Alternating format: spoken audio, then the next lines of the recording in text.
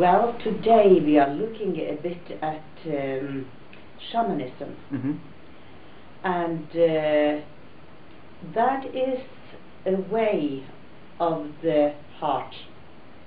It's the way that is very simple, balanced, and you know, the people, the Indian people, through centuries, they lived peacefully with the animals and the nature.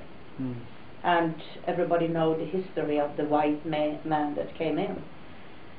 And now the teaching have kind of grasped the heart of many individuals in the West, Norway, Europe, and as I say, well, I can remember myself as a young man in a place far away from here, when I listened to the drum, which lifts my soul, and the drum does that, then I can remember a faraway time, and it's a good time. So I try to reach that place and that stage where you can lift the energy of the people so that they can journey from their everyday life and find strength within themselves and find balance within themselves. And everything is energy. And I mean, you can talk to students, and if you talk without energy, nothing happens. But in the moment you start to work with the energy and feel that something happens in the room, it touches the students. So my way is not from books that I can train them in this is so and this is so. We simply journey together and learn some techniques, of course. But that's basically what I do. That's very beautiful.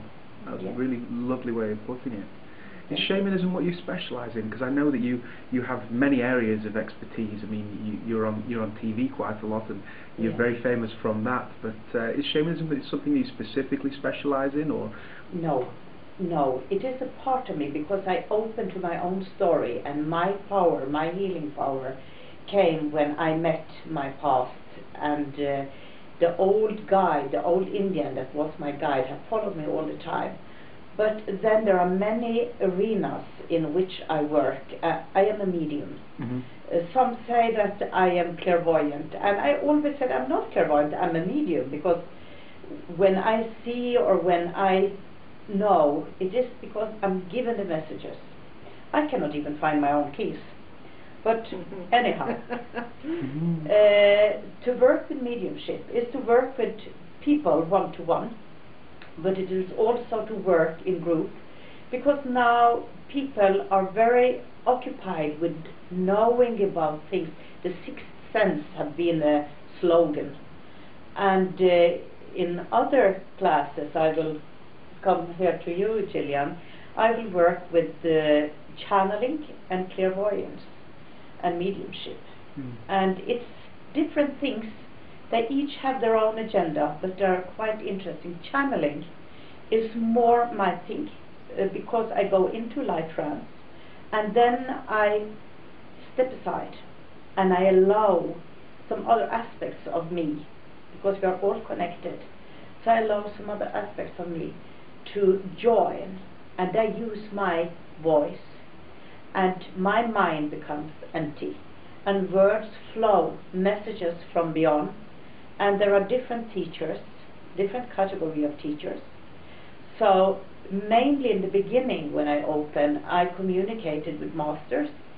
And then when I was asked from television to speak with dead people, I said, well, is that wise to speak with dead people? I've always been warned against that. And then I understood that for a person that maybe lost a beloved, and there were words not said, and there were a longing to have a last conversation, it was so important if that could come true. So I started really to respect that this is also an equally important part, because it doesn't help a person that have lost. Let me give you a story. It really changed when and it was actually not me doing it, it was my friend, who was channeling for a lady, and always she channeled in English and from the masters, and suddenly something happened. Her voice changed. She started to speak in a dialect, Norwegian dialect, and the word came out that I have been with you all your life. I have been in every stroke from your pencil.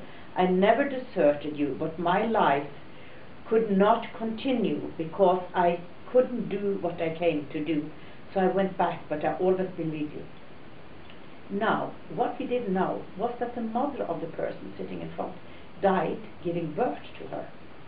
And she had never met her mother, of course, never spoken to her, and it was an empty hole in her heart.